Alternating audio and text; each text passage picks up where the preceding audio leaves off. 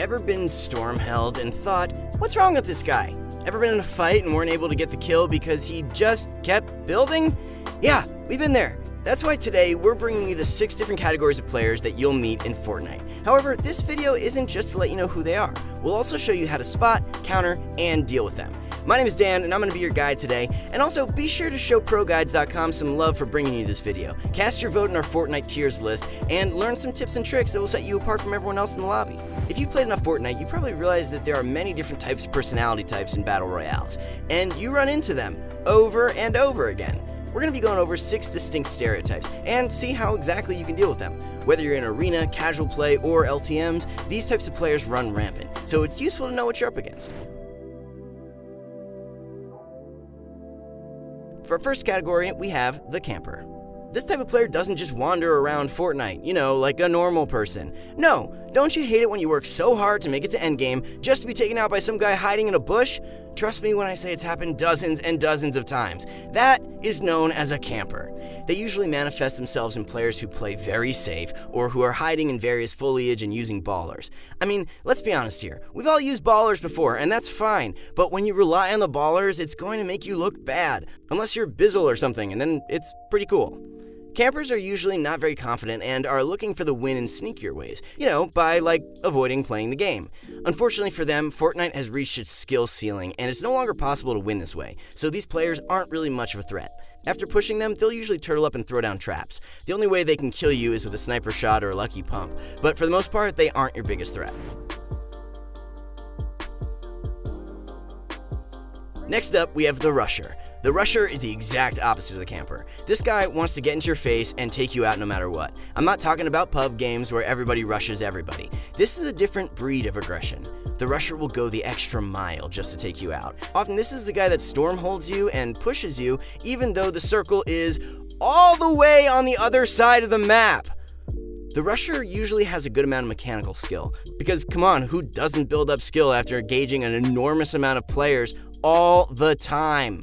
They're often so deadly, in fact, that they even have the potential of ruining the game for pro players. Their level of confidence is at an all-time high because they believe they can kill everyone and anyone. This sort of mindset is a very exceptional one. Except, they usually don't use it effectively. You usually won't find these guys on the leaderboard because they're too busy ruining other players' games. Confidence needs to be combined with efficiency and strategy in order to produce compounding results. Not just mindlessly attacking everyone you see. Stuff most players wouldn't do without thinking.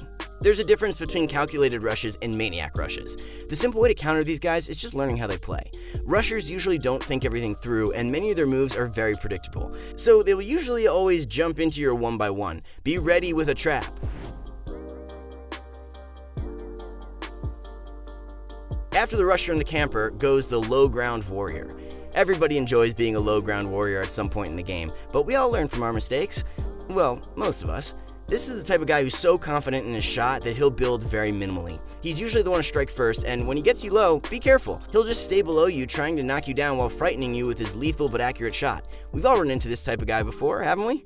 On the bright side, he's quite easy to deal with. Many pro players do incorporate low ground warrior style of gameplay. Why, you may ask? It's an effective way to clean up players who are on low health or of lesser skill. Everybody knows that when your health tanks, it's either turtle time or building time. Now, what can we do to deal with these pesky low ground warriors? The way to outplay these guys is none other than building.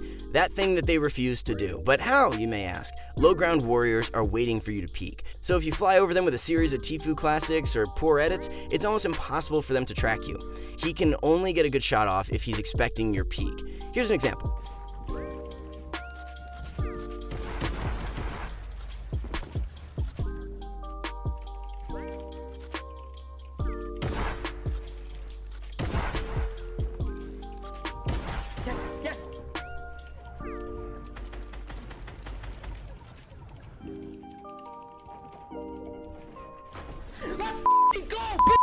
The point is, you don't want to peek since it's predictable. Throw him off guard, beat him at his own mind games, show him that you aren't afraid of his refusal to build. Our fourth and most annoying type of player is none other than the overbuilder. When we talk about overbuilding, what usually comes to mind is a controller playground warrior. The benefits of this style of gameplay are that it's often difficult to kill them. They can run around juking and building non-stop, until of course they run dry on mats. There goes their jump pad or porta rift. On the bright side, we do know that they're not very confident and want to be at a distance from you. That's why you usually see them from a safe building distance. Building away, of course. It may be hard to lock them down since they're always building and moving. You'll probably burn all your own materials and waste 5 minutes trying to just flush them out of their shell. This is problematic since in high-level games, you don't have much time to finish someone off before a third party arrives. My advice, don't take fights against these guys in Arena unless you have a definite way of killing them. However, there are many building techniques and exploits available to get inside someone's box if you really have to. Fast builders are often great editors as well, so these guys are going to be all the way up the sky by the time you look up. Now, let's cut down to how to deal with them. The simple workaround is that with a lot of building comes the need for a lot of materials. These players will usually run themselves dry very fast, especially in Arena with limited resources. You can just wait for them to run out of materials, or just get up close and personal. Explosives work great too. Our fifth and most deceiving type of player are the Sweat. The Sweat is often referred to as a pro player, but this is inherently wrong. Many players won't be able to tell the difference, especially casuals. His building, aiming, and editing seems to be on par with the best of the best. He'll impress the masses into thinking he's top-notch, yet he fails in the most crucial of areas. He doesn't have any real placement or stats to back up his claims. Many of these players master building, editing, and aiming. However, they lack in the most central area, which is decision-making and creativity. Much of the high-level gameplay revolves around making the right play, not the wrong one. Creativity as well is a crucial factor, since most pro players know all the moves, so a lot of fights come down to on-the-spot creativity. You might ask, how do I counter this guy when he's almost as good as a pro? To put things into perspective, a beginner or an average player doesn't have much of a chance versus a pro player because that's kind of just the way things are. Trust me, I feel bad about it too. Somebody who practices 10 hours a day is miles ahead of someone who only puts in a few hours weekly. However, when we compare two equally good players, it can kind of go either way. If you've been watching pro guides for quite some time, I'm sure you're making some serious progress, and it all comes down to making the right move. Sweats are often blindsided by their ego and are liable to make many mistakes. If you can catch on to them, then it'll be a lot easier to take them out. So to sum it all up, the Sweat can be deceiving. This tryhard may give off the vibe that he's a pro player, however, he lacks the basic fundamentals required to truly be a high-level player. He'll have many noticeable errors, and if you look more closely, you'll see a difference between the pro and him. Use that to your advantage, and stay confident. You got this. Alrighty guys, now we're off to our finalist. Now we have the 3-time pro player. This guy's a master of his craft. He's somebody who's at the point where he doesn't lose to a lesser player. He just doesn't. There's a reason why players like Mongrel, Clicks, Mr. Savage, and Bugha win nearly every engagement they come into. They've mastered A to Z and only die to rare cases. These guys are legends and titans in their fields. They've been grinding day in and day out since day one and won't stop until their name is number one on the list. When you come across one of them, you're gonna know instantly.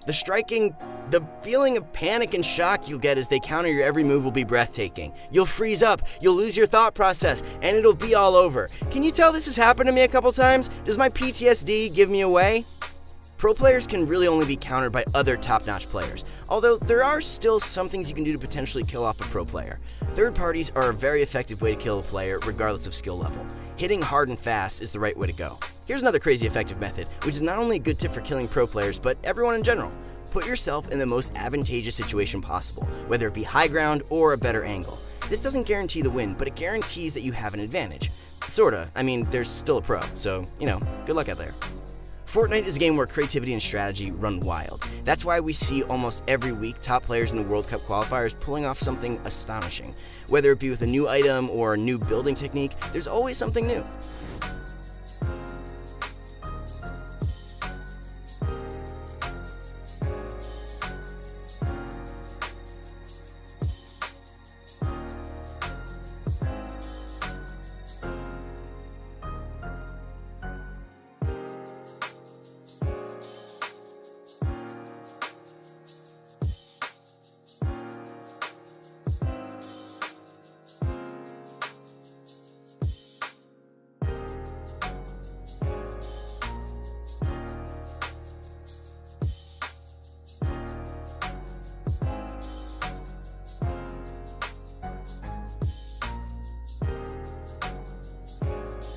Speaking of pro players, we have a new coaching service on InstaPro where you can play with the best of the best. Make sure to go check that out after this video. So here's where we wrap things up. We hope you enjoyed this video. Let us know which type of these players you are, and if we missed out on any other types of players, let us know about that too. I hope you guys enjoyed, and don't forget to like and subscribe and get updated on the latest video because we post daily. See you guys next time.